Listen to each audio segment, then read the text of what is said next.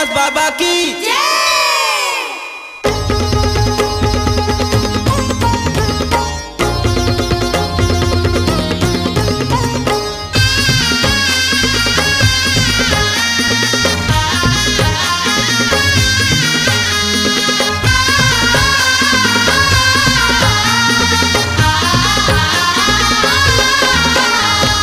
जय सतनाम जय गुरु गोसाई,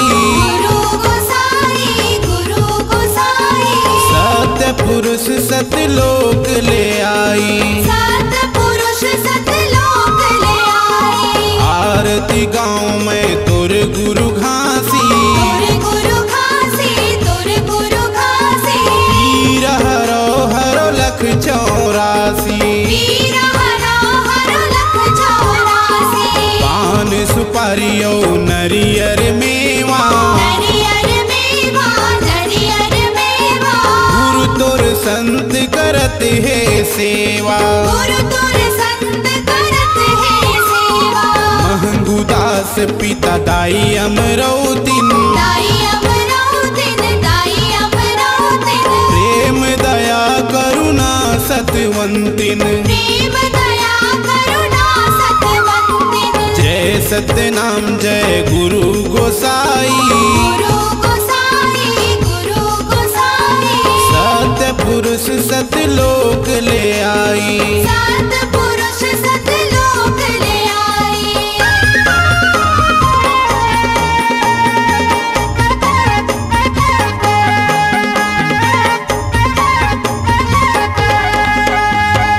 अमरदास गुरु के करो भंजन, करो भंजन करो भंजन, बालक दास गुरु ला सतवंदन, बालक दास गुरु ला सतवंदन। सत्य सरोवर अमर बलिदानी, अमर बलिदानी अमर बलिदानी, आदि पुरुष जी के नाम बखानी, आदि पुरुष जी के नाम बखानी। सदा मगन मन गासत पोथी, गासत पोथी गासत पोथी, जलत रखो सतनाम के ज्योति, जलत रखो सतनाम के ज्योति। गुरु बनी सत राह दिखाए, राह दिखाए राह दिखाए, मुक्ति के मार्ग दियो लखाए, मुक्ति के मार्ग दियो लखाए। जय सतनाम जय गुरु गोसाई, गुरु गोसाई, सत्य पुरुष सतलोक ले आई, सतपुरुष सतलोक ले आई।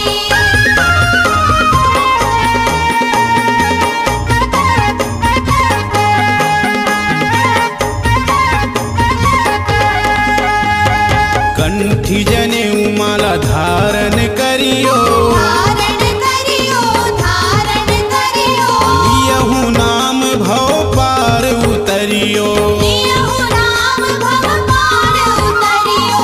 कर संगत संतो संग संता, सत संता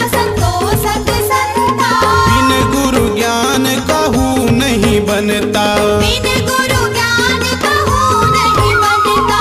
तन दिया बन मन कर बाती, मन कर बाती, रट रसना सतला दिन राती, रट रसना सतला दिन राती।